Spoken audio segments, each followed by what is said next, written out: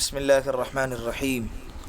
رمضان المبارک کی قیمتی گھڑیاں چل رہی ہے اور رمضان کا آخری عشرہ چل رہا ہے۔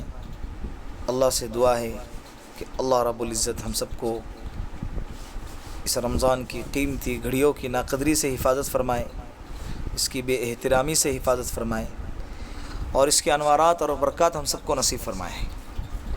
آج جو بات ضروری آپ لوگوں کے سامنے کرنی ہے وہ ہے ارطغرل غازی پر جو ڈرامہ بنایا گیا ہے، اور ارطغرل غازی کے نام سے جو ڈرامہ جو پوری دنیا میں مشہور ہو چکا ہے، جس کو سب لوگ دیکھ رہے ہیں، خصوصاً امت مسلمہ کا نوجوان طبقہ اس کو دیکھنے کا زیادہ شوقین ہے اور اس میں زیادہ ملوث ہو رہا ہے۔ اور بہت سے نوجوانوں کی طرف سے بھی سوالات آ رہے ہیں کہ مفتی صاحب اس کو دیکھنا ہے یا نہیں دیکھنا ہے، کیا کریں؟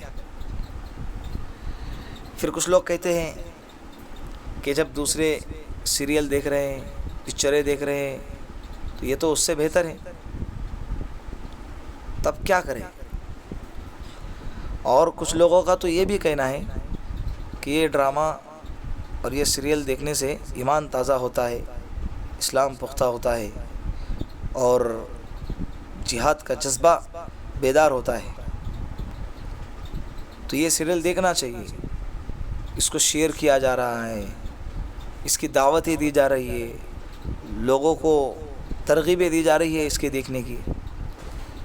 اکثر نوجوانوں کے اسٹیٹس پر ارطغرل غازی کے تصویریں اور ارطغرل غازی کے اسٹیٹس لگے ہوئے ہیں، اور یہ ڈرامہ نوجوانوں کے زبان زد ہو گیا ہے۔ تب اس تعلق سے کچھ باتیں اہم ہیں جو سمجھنا ضروری ہے تاکہ ہماری ایمان کی حفاظت ہو سکے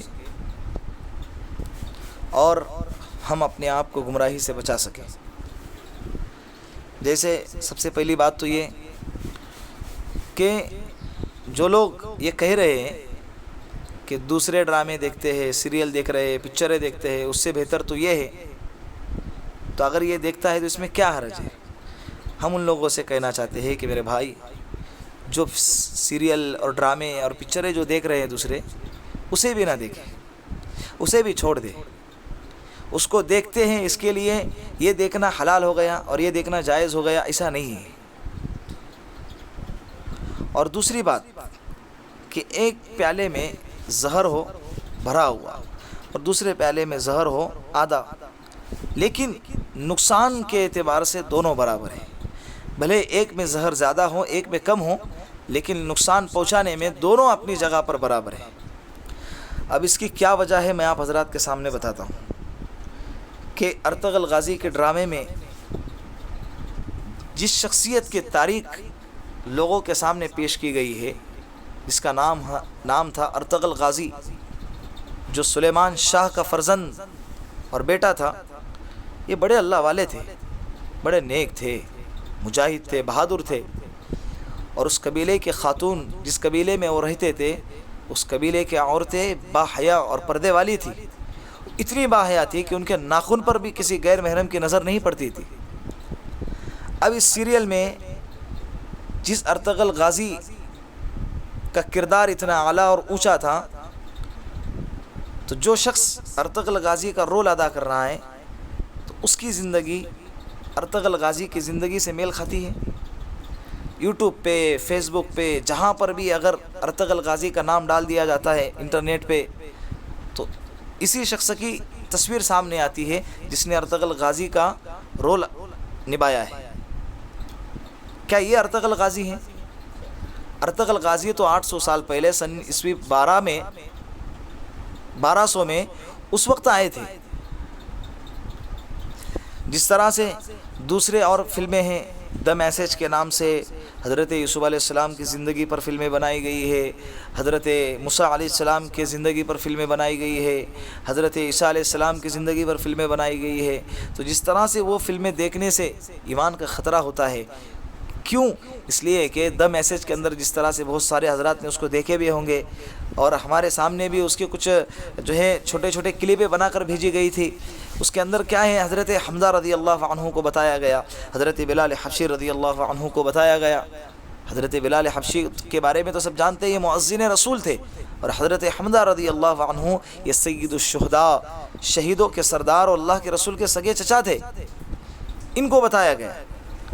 اب جو پکچر میں رول ادا کر رہا ہے ان کی زندگی اور حضرت حمزہ رضی اللہ عنہ کی زندگی، جو پکچر میں حضرت بلال حبشی کا رول ادا کر رہا ہے اس کی زندگی اور حضرت بلال حبشی رضی اللہ عنہ کی زندگی، دونوں کا اگر موازنہ کیا جائے کیا وہ اس کے مقابلے برابری کر سکتے ہیں؟ اب جب بھی حضرت حمزہ، جس نے یہ پکچر دیکھی ہے، جس نے یہ فلم دیکھی ہے، جب اس کے سامنے حضرت حمزہ رضی اللہ عنہ کا تذکرہ آئے گا تو فوراً دماغ میں تصویر کس کی سامنے آئیں گی؟ وہی جو پکچر میں دکھایا گیا۔ کیا یہ حضرت حمزہ رضی اللہ عنہ کے شان میں گستاخی نہیں ہے؟ حضرت بلال حبشی اور صحابہ کرام کے شان میں گستاخی نہیں ہے؟ اور ستم بالائے ستم تو یہ کہ لوگ اس سیریل کو اور ارطغرل غازی ڈرامے کو حلال سمجھ کے دیکھ رہے، ثواب سمجھ کے دیکھ رہے، نیکی سمجھ کے دیکھ رہے، اور اس کو دیکھنے کی دعوتیں دی جا رہی ہے۔ اللہ ہم سب کی حفاظت فرمائے۔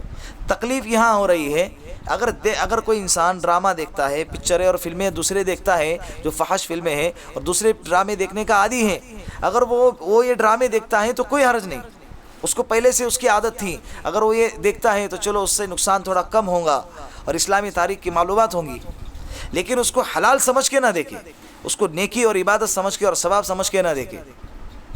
اور جو انسان پہلے سے پکچروں کا اور ڈراموں کا اور سیریلوں کا عادی نہیں تھا، وہ انسان اگر دیکھنا چاہتا ہے تو ان سے کہنا چاہتا ہوں کہ وہ یہ ڈرامے کو بالکل نہ دیکھیں۔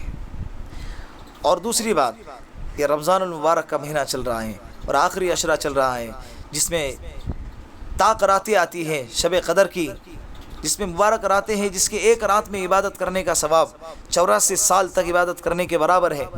ایسی برکت والی راتوں میں اور ایسے برکت والے دنوں کے اندر اگر ہم ان ڈراموں کو دیکھنے میں لگ جائیں گے تو ہم اپنے ہی زندگی کو اپنے ہی ہاتھوں سے تباہ کر رہے ہیں، ہم اپنے ہی ہاتھوں سے اپنی آخرت کو برباد کر رہے ہیں۔ اس لیے میں خصوصاً نوجوانوں سے کہتا ہوں جو بہت دیکھنے کے عادی اور شوقین ہیں، اللہ کے لیے اپنے آپ کو روکے۔ یہ رمضان کے مہینے میں سوچو، یہ نفس عمارہ سے لڑنے کا وقت ہے۔ جو نفس عمارہ ہم کو رمضان میں اور خصوصاً رمضان کے آخری عشرے میں ہم کو گناہوں سے نہیں بچا سکتا، تو رمضان کے علاوہ باقی پورے 11 مہینے میں کیسے بچائیں گا؟ اللہ کی نافرمانی سے کیسے بچائیں گا؟ ہمیں نفس عمارہ سے لڑنا ہے، جو نفس ہم کو گناہوں کی طرف لے جاتا ہے، جو نفس ہم کو اللہ کی نافرمانی کی طرف لے جاتا ہے، اس سے ہمیں لڑنا ہے اور اپنے آپ کو گناہوں سے بچانا ہے۔ دیکھنا ہے تو نوجوانوں سے کہتا ہوں کہ اللہ کے لیے تھوڑا صبر رکھے، تھوڑا انتظار کرے، رمضان کے بعد دیکھے، لیکن ابھی اپنے ایمان کو برباد نہ کرے۔ قیمتی گھڑیاں چل رہی ہے، قیامت تک یہ گھڑیاں لوٹائی نہیں جائیں گی، لوٹ کر نہیں ملیں گی۔ اسی لیے قرآن کریم کی تلاوت کثرت سے کرے، روزوں کو اپنے بچا کر رکھے، روزوں کی حفاظت کرے، روزوں کو یوں برباد نہ کرے، اپنے نظروں کی حفاظت کرے، تسبیحات پڑھے، ذکر و اذکار کرے۔ اور رہی بات ان لوگوں کی جو کہتے ہیں کہ یہ سیریل کے دیکھنے سے ہمارا ایمان تازہ ہوتا ہے، اسلام پختہ ہوتا ہے اور جو ہے جہاد کا جذبہ پیدا ہوتا ہے، جہاد کا جذبہ بیدار ہوتا ہے، تو میں ان لوگوں سے کہنا چاہتا ہوں کہ میرے بھائیوں، قرآن کریم کیا کم تھا ایمان تازہ کرنے کے لیے؟ کیا قرآن کریم کافی نہیں تھا؟ کہ اللہ کے رسول کی زندگی کافی نہیں تھی ایمان تازہ کرنے کے لیے؟ کیا صحابہ کرام کی سیرت اور ان کی زندگی کافی نہیں تھی ایمان کو مضبوط کرنے کے لیے اور جہاد کا جذبہ پیدا کرنے کے لیے؟ قرآن کریم پڑھو، اللہ کے رسول کی زندگی پڑھو، صحابہ کی سیرت پڑھو، صحابہ کی زندگی پڑھو، ایمان تازہ ہوگا، اللہ کی قسم ایمان تازہ ہوگا۔ اللہ سے دعا کرتا ہوں کہ اللہ رب العزت ہم سب کو فتنوں سے، فساد سے ہماری حفاظت فرمائے اور ہر ایسے عمل سے حفاظت فرمائے جس سے ہمارا ایمان خطرے میں گرتا ہو۔ اللہ زندہ رکھے، ایمان پہ رکھے، جب زندگی کا آخری وقت آئے اللہ ایمان کے ساتھ ہمیں بلا لے۔ السلام علیکم ورحمۃ اللہ وبرکاتہ۔